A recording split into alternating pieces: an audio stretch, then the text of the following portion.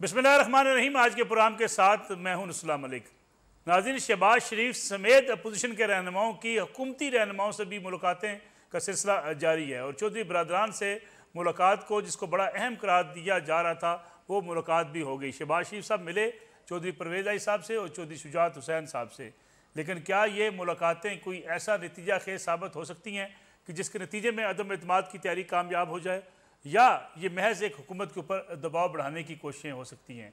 क्योंकि बाज़ लोग ये राय रखते हैं कि ना अपोजिशन अदम एतमाद को कामयाब कराना चाहती है और ना ही अपोजिशन ये समझती है कि इस वक्त अदम एतमाद की तहरीक कामयाब हो सकती है। अलबत्ता हुकूमत पर दबाव मुसलसल बढ़ता रहे तो आने वाले इंतखाबात तक हुकूमत को दबाव में लाया जा सकता है और आइंदा इंतखाबात में PTI के साथ अपोजिशन को सियासी मुकाबला करने में आसानी होगी। लेकिन दूसरी तरफ कुछ लोग ये समझते हैं कि शायद इस बार अदम एतमाद की तहरीक कामयाब हो जाए और हुकूमत को इस वक्त हटाने में अपोजिशन कामयाब हो जाए। मौलाना फजल रहमान तो पहले रोज़ से हुकूमत हटाना चाहते हैं, लेकिन मुस्लिम लीग नवाज़ और पीपल्स पार्टी कहीं ना कहीं कन्फ्यूजन का शिकार ज़रूर रही हैं। पीपल्स पार्टी इस्तीफ़े देने की हामी नहीं थी और पीपल्स पार्टी चाहती थी कि पंजाब के अंदर अदम एतमाद की तहरीक कामयाब हो, लेकिन फिर इस पर इत्तफाक ना हो सका। इसी सूरत काल का जायज़ा लेंगे आज के प्रोग्राम में और ख़ास तौर पर जो मुलाकात हुई शरीफ मियाँ शहबाज शरीफ की चौधरी बरदरान से, उसका नतीजा क्या निकल सकता है, इसका भी जायज़ा लेंगे आज के प्रोग्राम में। मेरे साथ मौजूद हैं मुल्क के सीनियर साफ़ी तज़कियाकार और एंकर पर्सन जनाब हामिद मीर साहब। हामिद मीर साहब, बहुत बहुत शुक्रिया प्रोग्राम में वक्त देने का। हामिद मीर साहब, बर्फ़ तो पिघली है कि शहबाज शरीफ साहब की मुलाकात हो गई चौधरी बरदरान से, लेकिन क्या ये नतीजा खेज़ भी हो सकती है? क्या इस बात पर कायल हो सकेंगे चौधरी बरदरान की तहरीक अदम एतमाद में सपोर्ट करें? देखिए नसरुल्लाह भाई, अभी तो इब्तदाए इश्क है। ठीक। तो जब इश्क की इब्तदा होती है और इश्क भी ऐसा जो पहले कई साल चलता रहा, फिर बीच में टूट गया, अब दोबारा शुरू हुआ है, तो दोनों फ्रीकैन जो हैं वो बज़ाहिर एक दूसरे को बड़ा मुस्कुरा के मिल रहे हैं, लेकिन थोड़ा फूंक फूंक के कदम रख रहे हैं। देखें, सबसे अहम बात यह है कि पिछले एक हफ्ते के दौरान चौधरी बरदरान से अपोजिशन के 3 अहम रहनुमाओं ने मुलाकातें की हैं। पहले आसिफ अली जरदारी साहब उनके पास गए, फिर मौलाना फजल रहमान साहब गए और उसके बाद आज शहबाज शरीफ साहब गए और उनके साथ उनकी पार्टी के कुछ लोग भी थे। जो मुलाकात आसिफ जरदारी साहब की थी, मैं अब आपके साथ अपनी इंफॉर्मेशन शेयर कर सकता हूँ। जो मुलाकात जरदारी साहब की थी वो मेरी इतला के मुताबिक वो बड़े अच्छे माहौल में हुई और उसमें वो चौधरी बरदरान जो है उन्होंने उनको कहा जी कि बिल्कुल आपकी बड़ी मेहरबानी, आप आए, पहले भी आपके साथ थे, आइंदा भी देखेंगे, आपको तो ना कर ही नहीं सकते। लेकिन कल जब मौलाना फजल रहमान साहब गए तो मौलाना साहब के साथ जो ताल्लुकात है ना चौधरी बरदरान के, वो जरा ज्यादा पुराने भी हैं और उसकी जड़ें जो हैं वो माजी के बहुत कुछ अहम वाकयात में है। तो वो जरा आप ये समझ लें कि हार्ट टू हार्ट बात हुई। ठीक है। उसमें चौधरी बरदरान ने उनको ये ऐसा तासुर दिया है कि आप शायद ये समझ रहे हैं कि हम हुकूमत में बड़े तंग हैं, हमें कोई प्रॉब्लम नहीं है, इमरान खान के हम इत्तेहादी हैं, कुछ हमारे आपस में शिकवे होते रहते हैं, लेकिन हमको इतने तंग नहीं है और ये जो भी आप कर रहे हैं ये आपका एक आप अपोजिशन में है, आपका राइट है, लेकिन कोई ऐसी बात नहीं है, कोई ये ना समझे कि हमको मरे जा रहे हैं, कोई हम हुकूमत से निकलना चाहते हैं। ठीक। तो उसके बाद फिर ये जो उनके साथ जो गुफ्तगू हुई थी मौलाना फजल रहमान साहब की चौधरी बरदरान से, ये फिर शेयर की गई शहबाज शरीफ साहब के साथ। और आज जब शहबाज शरीफ साहब ने जाना था चौधरी बरदरान के पास तो उनकी पार्टी के कुछ अहम रहनुमाओं ने उनको कुछ सलाह मशवरा उनके साथ हुआ, तो उन्होंने उनको फिर कुछ बताया कि जी कुछ बातें हैं जो कि आपको उनके साथ जाके करनी चाहिए ताकि उनके जो कंसर्न है वो एड्रेस किए जाए। तो फिर जब मुलाकात हुई आज शहबाज शरीफ साहब की चौधरी बरदरान के साथ, तो जो डेलीगेशंस की मीटिंग थी उसमें कोई इतनी तफसीली बात नहीं हुई है, लेकिन वो मुलाकात हुई है ना शहबाज शरीफ साहब की और परवेज इलाही साहब की 1-to-1 मुलाकात हुई है, वो बड़ी इंपॉर्टेंट मुलाकात है। और उसमें अभी देखें बहुत से इश्यूज हैं जिसपे कि अभी ऑपोजिशन ने फैसला करना है और फिर वो हुकूमत के इत्तेहादियों को एतमाद में लेंगे। देखें 5 बड़ी अहम बातें हैं, 5 इशू हैं जिसपे कि अभी ये ऑपोजिशन वालों ने भी इत्तेफाक राय कायम करना है। सबसे पहला इशू है जी कि ये जो तब्दीली है ये कहाँ से शुरू होगी, पंजाब से शुरू होगी या मरकज से शुरू होगी, और अगर पंजाब होती है तो पंजाब में चीफ मिनिस्टर का उम्मीदवार कौन होगा, नंबर 1। ठीक। उसके बाद कौमी असम्बली में क्या आपने डायरेक्ट प्राइम मिनिस्टर के खिलाफ तहरीक में एतमाद लानी है, या उससे पहले आपने स्पीकर के खिलाफ लेके आनी है? और अगर स्पीकर के खिलाफ लेके आनी है तो वो कौन होगा, डिप्टी स्पीकर का उम्मीदवार कौन होगा? उसके बाद फिर आता है जी प्राइम मिनिस्टर, कि जी प्राइम मिनिस्टर के खिलाफ अगर तहरीक में एतमाद लानी है तो अपोजिशन का मुश्तरका उम्मीदवार कौन है? और ठीक। सबसे इंपॉर्टेंट चीज जो है वो ये है कि अगर वजीर आजम इमरान खान को हटा दिया जाता है जी जी। तो उसके बाद इलेक्शन इस साल करवाने हैं या इलेक्शन अगले साल करवाने हैं। तो ये 5 चीजें हैं जिसपे के ऑपोजिशन की पार्टियों ने आपस में कंसेंसस करना है। मेरी इत्तला के मुताबिक जी जी। पीपल्स पार्टी और पीएमएल-एन के दरमियान कुछ बैकडोर चैनल से सलाह मशवरे में कुछ बातें तय हो चुकी हैं, क्योंकि ये तब्दीली बुनियादी तौर पे तो मुस्लिम लीग नून के जरिए आनी है, क्योंकि मुस्लिम लीग नून ने नंबर्स गेम पूरी करनी है। जैसा कि पहले भी आपसे कुछ दिन पहले बात हुई थी, तो जी उनके जी। पास 20-22 तो एमएनए पीटीआई के है, और ठीक है। बाकी अगर एमक्यूएम के साथ उनके साथ मिलते हैं एमएनए और काफ लीग के 5 मिल जाते हैं तो फिर 12 हो जाएंगे ये। और अगर बीएपी के बाप के भी 5 आ जाते हैं तो फिर ये 17 हो जाएंगे। तो ये नंबर उनका जो है ना, ये 30-35 एमएनए जो है हुकूमत के, वो उनके पास आ सकते हैं। ठीक। देखें, एक बात बड़ी इंपॉर्टेंट है, मेरी जाती राय जो है वो ये है कि जाती तौर पे मैं ये समझता हूं कि ये वक्त तहरीक अदम एतमाद के लिए मुनासिब नहीं है। ये ठीक मेरी है। जाती राय है। लेकिन एज अ जर्नलिस्ट जो मैं देख रहा हूं, जो इंफॉर्मेशन हमारे पास आ रही है, जी जी। मुझे ये लग रहा है कि अपोजिशन की पार्टियां जिन्होंने, और वो खास तौर पे लीडर जो इस तरीके में एतमाद को कामयाब बनाना चाह रहे हैं, वो सारी बातें मीडिया के साथ शेयर नहीं करना चाह रहे और ना ही कर रहे हैं। और अगर किसी को बुरा लगे तो मैं माजरत चाहता हूं। बिल्कुल मेरा ठीक। ख्याल है कि वो मीडिया को बेवकूफ बनाने की कोशिश कर रहे हैं और जानबूझ के ऐसी खबरें फीड की जा रही हैं कि जनाब वो आज तो जो मीटिंग थी शहबाज शरीफ साहब की और चौधरी बरादरान की, उसमें कोई खास बात नहीं हुई, और कुछ ठीक। चैनल्स जो हैं वो इसकी हेडलाइनें भी बना रहे हैं। लेकिन मलिक साहब, ये अगले 3 दिन में सारी सूरत ठीक है। वाज़ेह हो जाएगी। मैं दोबारा कहूंगा जी जी। कि मैं जाती तौर पर तहरीक में एतमाद की टाइमिंग को मुनासिब नहीं समझता, लेकिन लग ये रहा है मुझे कि ये अगले 2-3 दिन में सूरत जो है ये बहुत तेजी के साथ तब्दील होगी। और इसीलिए पाकिस्तान तहरीक इंसाफ के जो लीडरान हैं और वजीर आजम इमरान खान साहब जो हैं, उन्होंने कल अपनी कोर कमेटी का भी इजलास बुला लिया और तर्जमानों का भी इजलास बुला लिया। इसका मतलब है ठीक। कुछ तो है जिसकी वजह से थरथली पड़ी हुई है। हम मीर साहब, मौलाना फजल रहमान जो पीडीएम के सरबराह भी हैं, वो खासे मुतमिन हैं कि इस बार हम हुकूमत हटाने में कामयाब हो जाएंगे। कुछ उनकी जो बातचीत हुई मियां नवाज शरीफ के साथ भी, और कुछ जो इख्तलाफात थे पीएमएल-एन के अंदर, वो समझते हैं कि वो भी अब दूर हो चुके हैं, अब हम यकसू हैं और हम हटाने में कामयाब हो जाएंगे। देखें, वो मौलाना साहब जो हैं वो इसलिए मुतमिन हैं कि उनका बहुत सा काम जो है वो नवाज शरीफ साहब ने कर दिया है। देखें, कुछ चीज़ें ऐसी हैं जिनसे आप इनकार नहीं कर सकते, इस हकीकत से कोई इनकार नहीं कर सकता कि जो पीपल्स पार्टी और पीडीएम के रास्ते जुदा हुए, यानी कि पीपल्स पार्टी पीडीएम से निकली, जी तो जी। बुनियादी तौर पे उसमें जो वजह थी वो मौलाना फजलुर रहमान साहब का ये मौक़िफ़ था कि जी असम्बलियों से इस्तीफे दो और लॉन्ग मार्च करो। ठीक। तो मुझे तो उस वक्त भी पता था कि मुस्लिम लीग नून अंदर से मौलाना की तजवीज़ से इत्तफाक नहीं करती थी, लेकिन वो क्योंकि मौलाना साहब इत्तेहाद के सरबराह थे और उनको वो खुल के इनकार नहीं कर सकते थे, तो उन्होंने उनके सामने तो इनकार नहीं किया। पीपल्स पार्टी वालों से उन्होंने बात करवा दी ज़रा खुल के, और मौलाना साहब की उनसे नाराज़गी हो गई और फिर पीपल्स पार्टी जो है वो उसमें से निकल गई। तो अब दोबारा जब ये अब तहरीक में एतमाद पर जब ये राजी हो गए मौलाना साहब भी और मुस्लिम लीग नून भी, तो अब उसमें दोबारा जो है पीपल्स पार्टी को साथ लेके चलना था। तो ये जरा प्रॉब्लम था कि जरदारी साहब के पास मौलाना फजलुर रहमान जाएंगे या मौलाना फजलुर रहमान जरदारी साहब के पास जाएंगे। तो ये मामला ये नवाज शरीफ साहब ने इसको रिजॉल्व किया और उन्होंने इन दोनों के दरमियान जो मामला थे वो ठीक करवाए। तो अब परसों भी जरदारी साहब के और फजलुर रहमान की आपस में गुफ्तगू हुई है।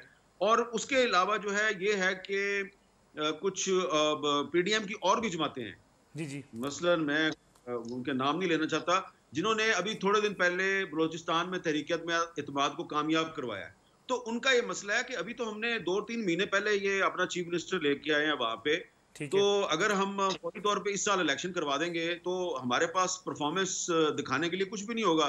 तो इलेक्शन अगले साल करवा लें। तो उनके साथ भी जो है ना वो मामला मुस्लिम लीग नून वालों ने तय किए हैं।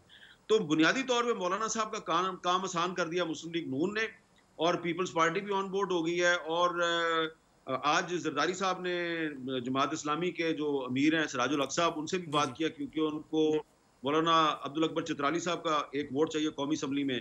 तो मौलाना साहब जो है उनको कुछ ज्यादा जदोजहद करने की जरूरत नहीं है तहरीक एतमाद, वैसे भी वो MNA नहीं है। तो ये सारा काम जो है वो पार्टियां कर रही हैं जिनकी के लीडरशिप जो है वो कौमी असम्बली की मेंबर है। हम मीर साहब, इमरान खान साहब काफ़ी अरसे तक इस कार्ड को खेलते रहे हैं कि अगर उनको हटा दिया गया तो पीपल्स पार्टी और PMLN और शरीफ फैमिली वापस सियासत में आ जाएगी। ये कार्ड अब भी इस्तेमाल हो रहा है? देखें, ये तो इमरान खान साहब जो है ना, इनका बहुत पुराना नैरेटिव है। तो शरीफ फैमिली तो पहले ही पॉलिटिक्स में, आप देखें शहबाज शरीफ साहब अपोजिशन लीडर हैं, हमजा शहबाज शरीफ साहब जो हैं वो पंजाब असम्बली में अपोजिशन लीडर हैं। तो पार्लिमानी सियासत में शहबाज शरीफ भी मौजूद हैं और हमजा शहबाज भी मौजूद हैं, और मरियम नवाज जो हैं वो मुस्लिम लीग नून की वाइस प्रेसिडेंट हैं। नवाज शरीफ साहब की जो हैसियत है वो पार्टी के रहबर की है। इस वक्त पार्टी के जितने भी इजलास होते हैं उनकी सदारत जो है वो नवाज शरीफ साहब ऑनलाइन सदारत करते हैं। तो और शहबाज शरीफ साहब जो है इस वक्त भी, अगर उनकी आज मुलाकात हुई है चौधरी बरादरान से और थोड़े दिन पहले अगर जरदारी साहब से हुई है, और ये मुलाकातें जो हैं वो सही तरीके से आगे चल रही हैं और शहबाज शरीफ साहब बतौर एक अपोजिशन लीडर के दोबारा एक अपनी हैसियत बहाल कर रहे हैं, तो ये तो सिर्फ नवाज शरीफ साहब की वजह से है। तो इमरान खान साहब माने या ना माने, नवाज शरीफ साहब डिस्क्वालीफाई जरूर हुए हैं, लेकिन पाकिस्तान की सियासत में लंदन से बैठ के वो एक किरदार अदा कर रहे हैं। और शहबाज शरीफ साहब 2 दफा उन्होंने गिरफ्तार करवाया, वो फिर रिलीज हो गए, अभी वो उनको तीसरी दफा भी गिरफ्तार करवाने की कोशिश कर रहे हैं। और मेरा ख्याल है कि एक कोशिश की जाएगी आने वाले दिनों में कि तहरीक एतमाद से पहले शहबाज शरीफ साहब को गिरफ्तार करवा दिया जाए। तो मैं समझता हूं कि ये इमरान खान साहब ने अपने सर पे एक शरीफ फैमिली को सवार किया हुआ है, और ये जो वो डराते हैं ना कि वो दोबारा सियासत में आ जाएंगे तो ये हो जाएगा तो वो हो जाएगा, तो जिन वजूहात की वजह से वो डराते हैं वो वजूहात तो अब खुद इमरान खान साहब पे अप्लाई होती हैं ना। हम मीर साहब, अगर मौजूदा सूरत हाल को देखें जो तेज़ी से बदलती हुई है, इसमें शहबाज शरीफ साहब का किरदार बड़ा वाज़ेह हुआ है, बड़ी तेज़ी से आगे बढ़ा है। मरियम नवाज साहबा थोड़ा सा बैक फुट पे गई हैं, पॉलिसी का हिस्सा है?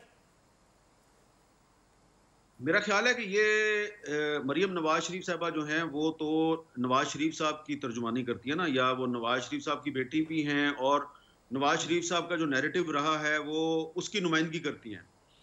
तो पहले एक ख्याल था कि शहबाज शरीफ साहब जो हैं वो गुड कॉप हैं और नवाज शरीफ साहब बैड कॉप हैं, नवाज शरीफ साहब जो हैं वो मुफाहमत की सियासत करते हैं और नवाज शरीफ साहब जो हैं वो मुजामत की सियासत करते हैं। तो अब अगर मुफाहमत के अलंबरदार शहबाज शरीफ साहब जो हैं वो तहरीक एतमाद के लिए मेल मुलाकातें कर रहे हैं, तो मैंने आपको पहले भी अर्ज किया है नसरुल्लाह मलिक साहब, जो मैं इंफॉर्मेशन की बुनियाद पर बात कर रहा हूँ, ये शहबाज शरीफ साहब पहले भी तो 3 साल से अपोजिशन लीडर थे ना, और अभी उनको रिलीज हुए भी कितना अरसा हो गया है, तो कोई उनका किरदार में नजर तो नहीं आ रहा था ना।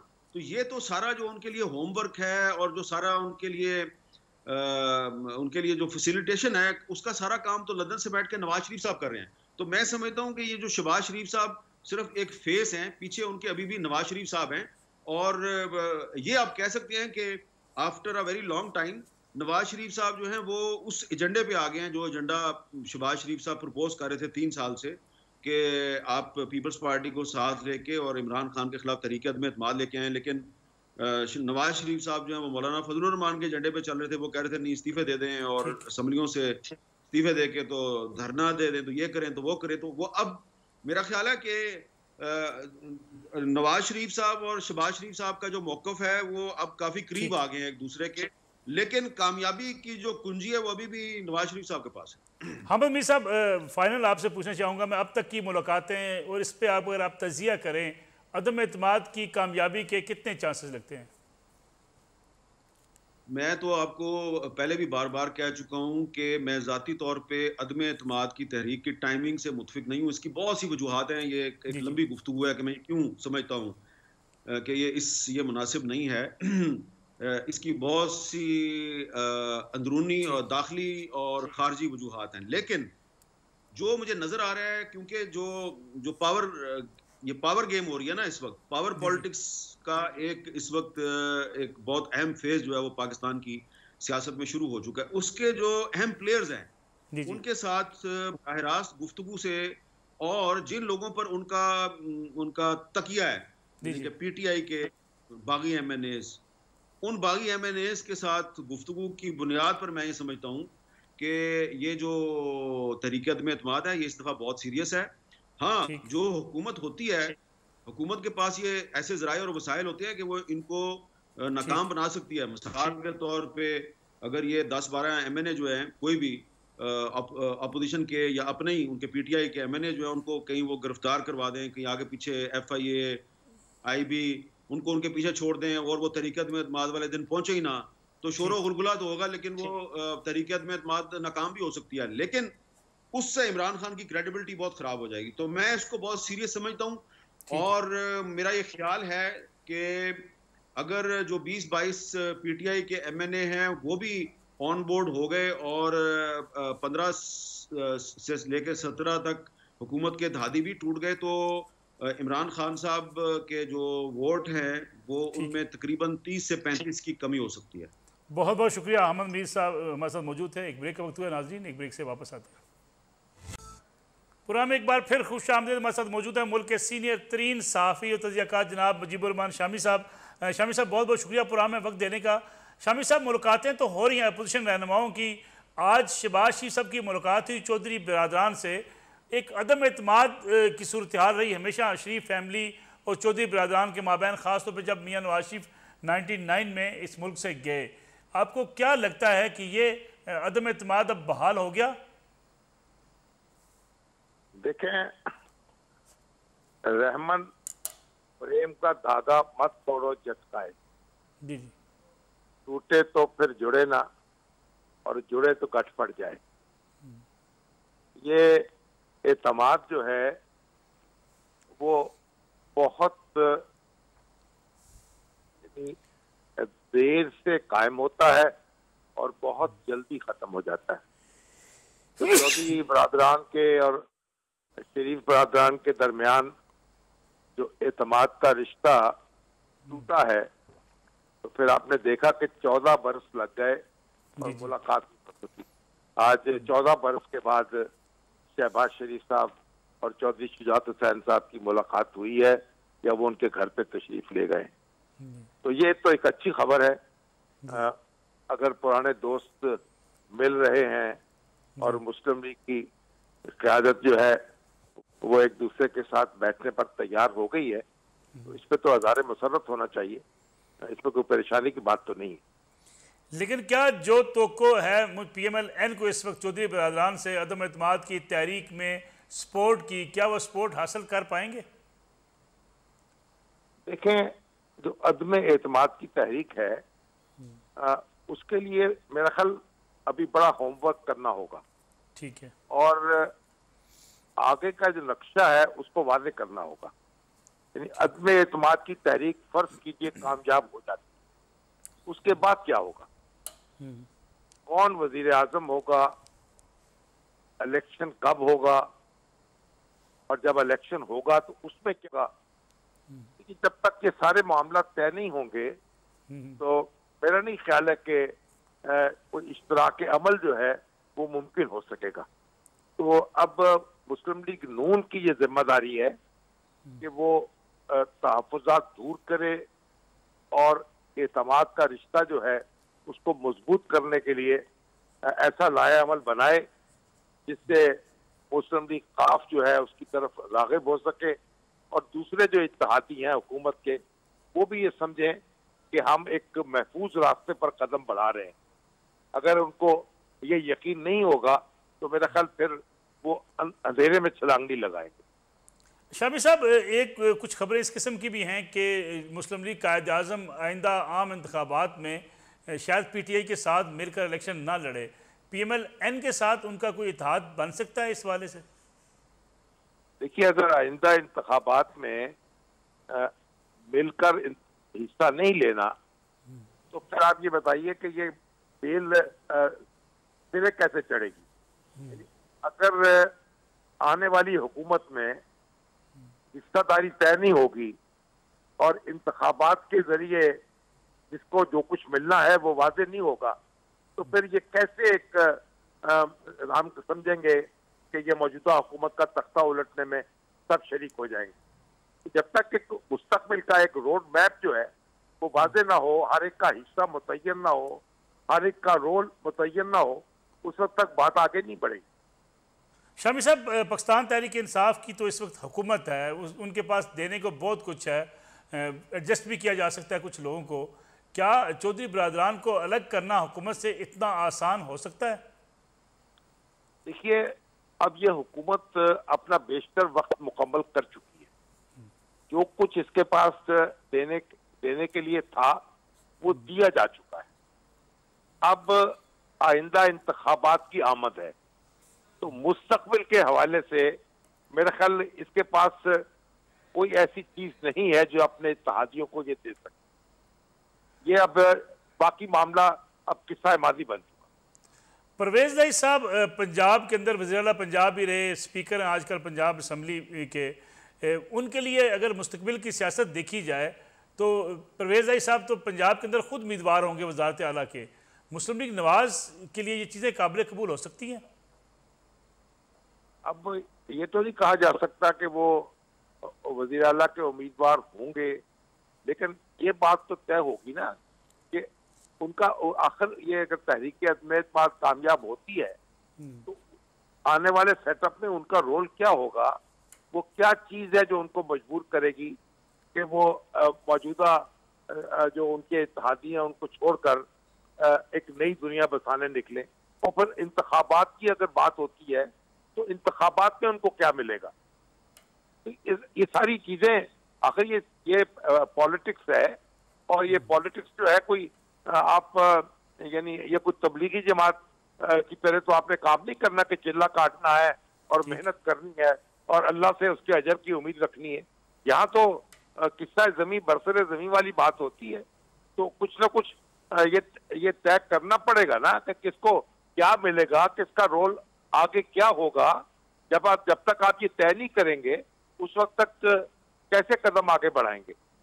शामी साहब, कुछ खबरें इस किस्म की भी थी कि मियां नवाज शरीफ साहब ये मलबा लेने को तैयार नहीं है कि जो बाकी अरसा बचा है इसमें हुकूमत ले ली जाए और इमरान खान को ये मौका दिया जाए कि वो पब्लिक में जब जाएं तो एक अपोजिशन लीडर के तौर पर जाएं। क्या ये बयानिया अब चेंज हो गया? देखिए, इसमें लॉजिकल बात तो है कि अगर आप आज हुकूमत खत्म हो जाती है और आप एक ढीली ढाली हुकूमत बना लेते हैं और तो सारा जो एक साल अगर आपको मिलता है और उसमें आप ना मईशत को संभाल पाएंगे ना कोई और लोगों को रिलीफ दे पाएंगे, तो वो तो आप जो हुकूमत सारी जो है उसकी जिम्मेदारी तो आपको उठानी पड़ जाएगी और इमरान खान साहब एक अपोजिशन लीडर के तौर पे सामने आ जाएंगे। और एक बात तो देखिए, मैंने शाहिद खान अब्बासी साहब ने ये कहा है कि तहरीक अदम-ए-एतमाद मंजूर हो जानी चाहिए और उसके बाद नई हुकूमत कायम करने की कोई जरूरत नहीं है। यानी कोई लीडर ऑफ दी हाउस जो है नया चुना ना जा सके।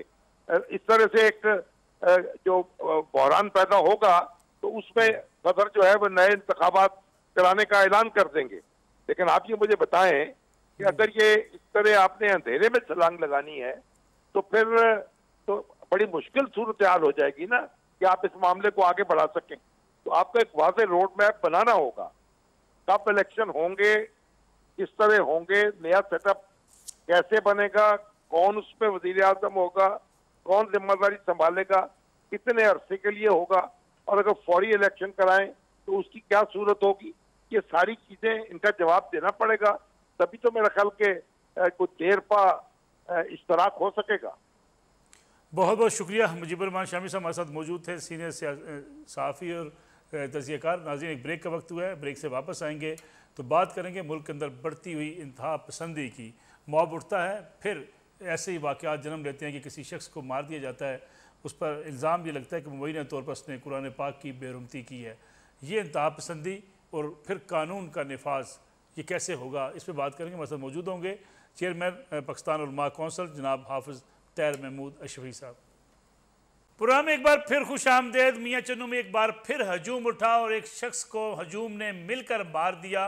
इल्ज़ाम ये लगाया गया कि उसने नऊज़ुबिल्लाह कुरान पाक की बेरहमती की है।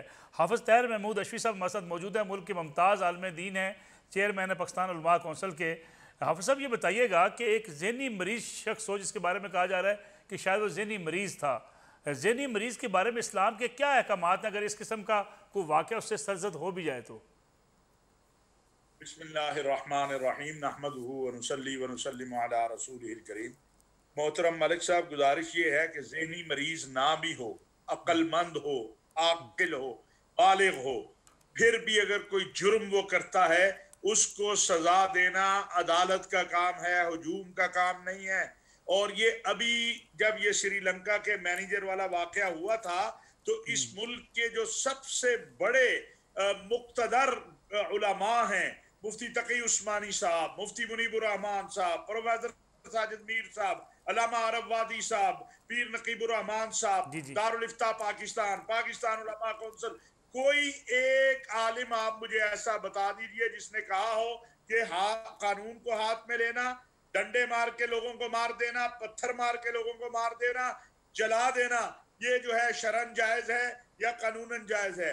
मलिक साहब, मेरा तो एक और अलमिया भी है। मैं तो ये सोच सोच के परेशान हूँ कि अल्लाह ने कुरान में जब बैतुल्लाह का जिक्र किया है तो कहा वमन दखलहू काना आमिना, जो उसमें दाखिल होगा उसको अमन मिल जाएगा। आज बैतुल्लाह की बेटी के अंदर, मस्जिद के अंदर उस आदमी को मारा गया, उसको दरख्तों से बांधा गया, उसकी तजलील की गई, वो शख्स जो के ज़हनी माजूर था। मुझे आप बताइए ये कौन से लोग हैं? क्या ये इस्लाम की नुमाइंदगी करते हैं? अल्लाह की कसम ये ऐसे जाहिल है, इनका इस्लाम से ताल्लुक ही कोई नहीं है। लेकिन हाफ़िज़ साहब इनको सजा नहीं मिलती ना, हाफ़िज़ साहब यही तो वजह, इनको सजा नहीं मिलती है, फिर इस किस्म के वाक़यात दोबारा से हो जाते हैं। मलिक साहब, मैंने तो आज बतौर चेयरमैन पाकिस्तान उलमा कौंसिल के, बतौर एक पाकिस्तानी शहरी के, मैं चीफ जस्टिस ऑफ पाकिस्तान, जो मौजूदा चीफ जस्टिस ऑफ पाकिस्तान है, मुझे इनकी इल्म, फिक्र, सोच, दीन से मोहब्बत, वतन से मोहब्बत, सब का इल्म है। ये इंतहाई मुफक्किर आदमी है। मैंने तो आज दरख्वास्त की है, तमाम मकातिब फिक्र के उलमा मशाइख ने दरख्वास्त की है कि जितने मुल्क के अंदर तौहीन मजहब, तौहीन रिसालत या इस तरह के वाकयात हैं, उनके केसेस हैं, उनके स्पीडी ट्रायल करें, जो मुजरिम हैं उनको लटकाएं, जो बेगुनाह है उन्हें छोड़ें, और ये सिलसिला तभी खत्म होगा। लेकिन इसके साथ साथ मलिक साहब, अगर हमने अपनी आने वाली नस्लों को ये एक पुरअमन पाकिस्तान देना है, और ये ऐसा पाकिस्तान देना है जहां आपका और मेरा बेटा और आपका और मेरा पोता मस्जिद में जो है फ्रीली जाए, दीन पे फ्रीली अमल करे, फिर तमाम तबकात को इसमें अपना किरदार अदा करना होगा। ये 40 साल से जो इंतहा पसंदी और तशद्दुद और नफरत की एक मर्ज हमें लगा है, अब ये अपने उरूज पर पहुंच गया है, ये कैंसर अपने उरूज पर है। मुझे बताइए, ये जितने लोग पकड़े गए थे ना मलिक साहब सियालकोट में, या जितने पकड़े गए हैं, ये इनमें से किसी को सही तरह से नमाज भी नहीं आती है। मुझे आप बताएं, ये अल्लाह का नारा लगाते हैं, ये रसूलुल्लाह सल्लल्लाहु अलैहि वसल्लम का नाम जो है, अब पता ही नहीं है कि रसूलुल्लाह सल्लल्लाहु अलैहि वसल्लम की सुन्नत क्या है, उनका फरमान क्या है, उनकी जो है अहकामात क्या हैं। कयामत के दिन जब इनका सामना होगा, ये क्या जवाब देंगे? और हमें देखिए, एक मेहराब व मिंबर की जिम्मेदारी है। हमने पैगाम पाकिस्तान पे दस्तखत करके मेहराब व मिंबर में अपनी एक जिम्मेदारी पूरी की है। पार्लियामेंट में अब वो जा रहा है, उस पैगाम पाकिस्तान को लोकल सतह से मरकज तक ले जाना। एक आपने कौमी एक्शन प्लान बनाया था, उस कौमी एक्शन प्लान पे कुछ जो है वजीर आजम साहब ने पिछले दिनों अहकामात दिए भी हैं, लेकिन उसको अमलन नाफिज करना, अपने मुल्क के सलामती के इदारों, अफवाज, पुलिस, उनको ये ताकत देना, उनकी पुष्ट पे खड़े होना कि जो कानून को हाथ में लेता है। मुझे आप बताइए, 56-57 इस्लामी मुमालिक है मलिक साहब, कहीं से आपको इस तरह की कोई आवाज आती है? अभी सऊदी अरब में पिछले हफ्ते किसी ने दावा किया कोई नबूवत का या इस तरह का, उन्होंने गिरफ्तार करके उसको अंदर डाल दिया। किसी ने उसे नहीं मारा, किसी ने उसके ऊपर पत्थर नहीं मारे। एक बदएतमादी को खत्म करने की जरूरत है और हौसले की जरूरत है।